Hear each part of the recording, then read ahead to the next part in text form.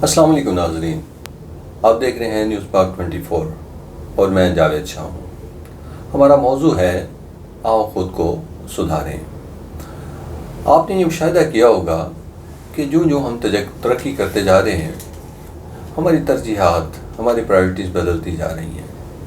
ہمارا اللہ پر توکل پہلے سے کم ہوتا جا رہا ہے۔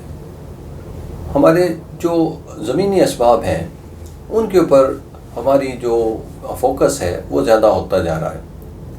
اب جیسے پرانے زمانے میں، آج سے 30-40 سال پہلے، ہمارا فوکس یا ہماری ماؤں کا فوکس یہ ہوتا تھا کہ اٹھیں، نماز پڑھیں، قرآن پڑھیں۔ آج ہمارا فوکس جو ہے وہ یکسر ڈائیورٹ ہو گیا ہے۔ جیسے اب صبح سے پہلی آواز جو بچوں کے کان میں پڑتی ہے کہ اٹھیں، اسکول وین آ گئی ہے، کالج وین آ گئی ہے، اٹھیں، دفتر کا ٹائم ہو گیا ہے۔ اس کا مطلب یہ ہے کہ اب ہم نے اللہ پہ توکل کرنا کم اور زمینی اسباب پر انحصار کرنا زیادہ کر دیا ہے۔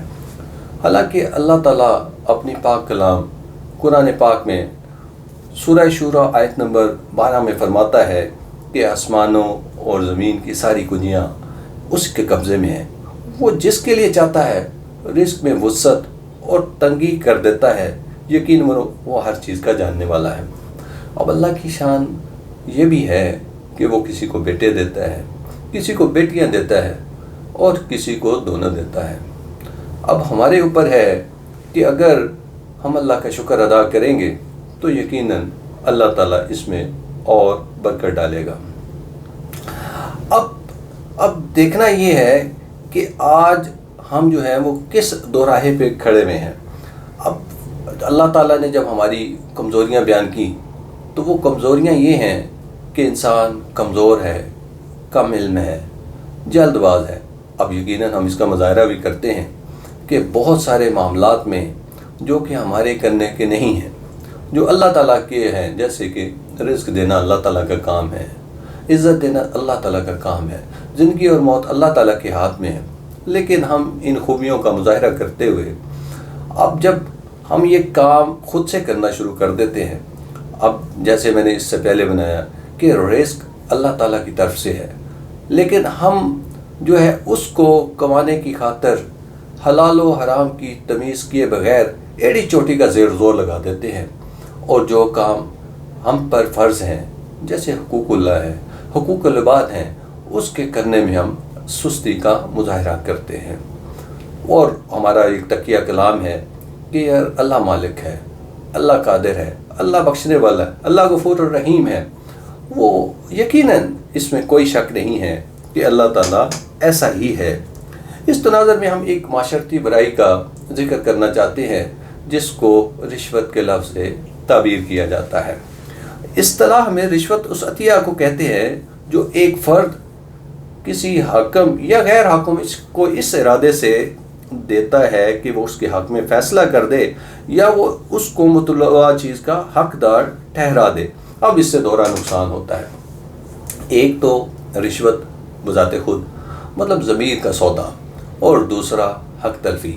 حق تلفی ان سینس کہ فار ایگزامپل آپ کسی نوکری کے لیے جاتے ہیں اور آپ میرٹ پر بھی ہیں، آپ میں اسکل بھی ہے، آپ کوالیفائڈ بھی ہیں، لیکن نوکری کوئی اور لے جاتا ہے تو یقیناً یہاں پہ دوہرا نقصان ہو گیا کہ آپ نے گناہ بھی کما لیا اور دوسرے کی حق تلفی بھی کر دی۔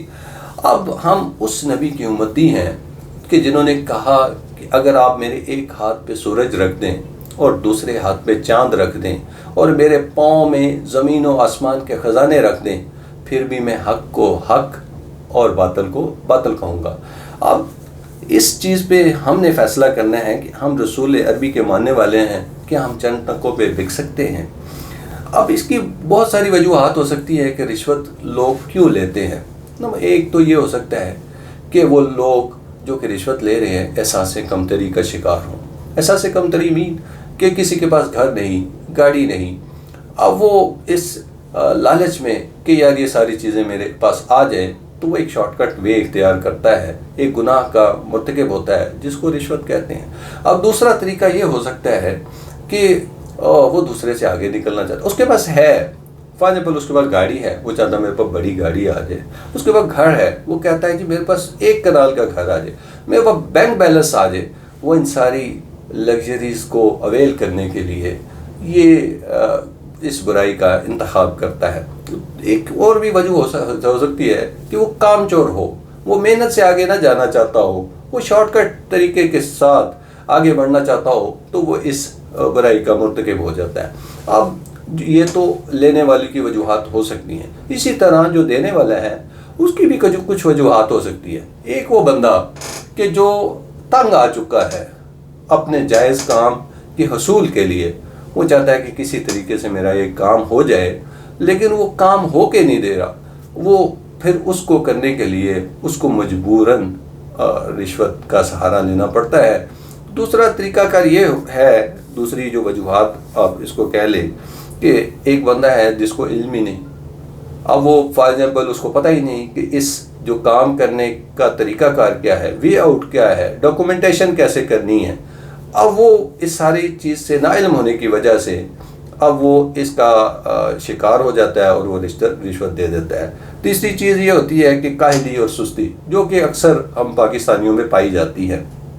हम काहिल हैं, सुस्त हैं, अपना काम नहीं कर सकते। फॉर एग्जाम्पल डॉक्यूमेंटेशन है, उस प्रोसेस को फॉलो नहीं करते, तो हम कहते हैं कि यार किसी तरीके से हमें ये जो फ़ोटो कॉपीज़ करवानी है, फॉर्म फिल करना है या लाइन में जाके खड़ा होना है, ये ना खड़ा होना पड़े। तो अब इसको अवॉइड करने के लिए लोग क्या करते हैं कि रिश्वत का सहारा लेते हैं। अब ये 2 तरह की जो कैटेगरीज़ हैं, एक रिश्वत लेने वाला और एक रिश्वत देने वाला, इन दोनों के लिए बड़ी सख्त वाइदें आई हैं। अल्लाह के नबी सल्लल्लाहु अलैहि वसल्लम ने फरमाया कि रिश्वत लेने वाला और रिश्वत देने वाला दोनों जहन्नमी हैं। अब इसमें क्योंकि मैं नहीं चाहता कि इसमें कोई गलती हो, तो अब फॉर एग्जाम्पल वो जो हकाम अहले गर्ज लोगों से तहाइफ और हदिया लेते हैं, वो भी खाइन कहलाते हैं, मतलब वो खयानत करते हैं। और ये रिश्वत लेना ऐसा गुनाह है जो कुफर के करीब है।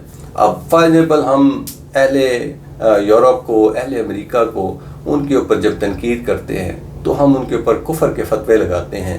अब हालांकि अगर बगौर मताला किया जाए, अब उनकी जब ज़िंदगियों का हम मताला करें तो वो अदल में, इंसाफ में और सोशल जो मामलात हैं वो हमसे कहीं बेहतर हैं। वो कलमा पढ़े बगैर अल्लाह के नबी सल्लल्लाहु अलैहि वसल्लम के जो बताए हुए तरीके हैं उन पर चल रहे हैं। अब मुझे बताएं कि हम कलमा पढ़ कर अल्लाह के नबी सल्लल्लाहु अलैहि वसल्लम और अल्लाह के हुक्म की मुनाफी करते हैं। अब मुझे बताएं कि वो लोग बेहतर हैं या हम लोग बेहतर हैं जिन पे हम तनकीद करते हैं और सुबह शाम करते रहते हैं। अब हम जब इसका बगौर मुताला करते हैं तो पता चलता है कि एक हदीस में तो ये भी है कि लोग लंबी लंबी दुआएं मांगते हैं और उनकी हालत ये है कि उनका खाना और उनका लिबास हराम का है। फिर ऐसे लोगों की दुआएं क्यों कर कबूल होंगी? जब आप हराम खाएंगे और हलाल की बजाय हराम लिबास पहनेंगे, हराम खाएंगे, हराम का लिबास पहनेंगे, तो आप मुझे बताएं क्या हमारी दुआएं कबूल होंगी? ऐसा नहीं हो सकता। जब हम अल्लाह के साथ और अल्लाह के रसूल की कही हुई बातों के ऊपर अमल नहीं करेंगे तो यकीनन हमारी दुआएं कहाँ से कबूल हो सकती हैं। तो अल्लाह ताला ने बहुत सारे पैगंबर, कमोबेश 1,24,000 पैगंबर इस कायनात में भेजे, तो वो इसी मकसद के लिए भेजे कि वो लोगों की तरबियत करें, लोगों को सिखाएं कि यार हक क्या है, सच क्या है, बुराई क्या है। और जब लोग पैगंबरों की बातें नहीं मानते थे, अब अल्लाह के नबी हज़रत नूह अलैहिस्सलाम ने कुछ 950 साल तबलीग की, अब एक बंदा भी मुसलमान नहीं हो सका। तो अब वो उसके ऊपर जब वो नहीं करते तो उन्होंने तो अपना फ़र्ज़ अदा कर दिया। अब जो मान नहीं रहे तो उन पे कभी हवा का अजाब आया, कभी जो है वह आंधियाँ आ गई, तो इस तरह के मुख्तलिफ अजाबात आते हैं। तो ये तो हम अल्लाह ताला के नबी सल्लल्लाहु अलैहि वसल्लम की उम्मती होने की वजह से अल्लाह ताला पर हम पे अजाब नाज़िल नहीं करता, तो हमें इसके लिए नबी जो हैं सल्लल्लाहु अलैहि वसल्लम उनका शुक्रगुज़ार होना चाहिए। तो वरना तो बड़े मामलात ख़राब हैं। अल्लाह के नबी सल्लल्लाहु अलैहि वसल्लम ने फरमाया कि जब अल्लाह ताला मखलूक पैदा कर चुका तो उसने अपनी किताब, जिसको लौह महफूज कहते हैं, उसमें अल्लाह ताला वो अर्श पे है अल्लाह ताला के पास, उसमें लिखा है कि मेरी रहमत मेरे गुस्सा पर गालिब है। تو اللہ تعالیٰ ہمیں دین اور دنیا کے علم حاصل کرنے اور اللہ کے نبی صلی اللہ علیہ وآلہ وسلم کے بتائے ہوئے طریقوں پر چلتے ہوئے دنیا اور آخرت میں کامیاب فرمائے۔ اللہ تعالیٰ ہم سب کا حامی و ناصر ہو۔ اللہ حافظ۔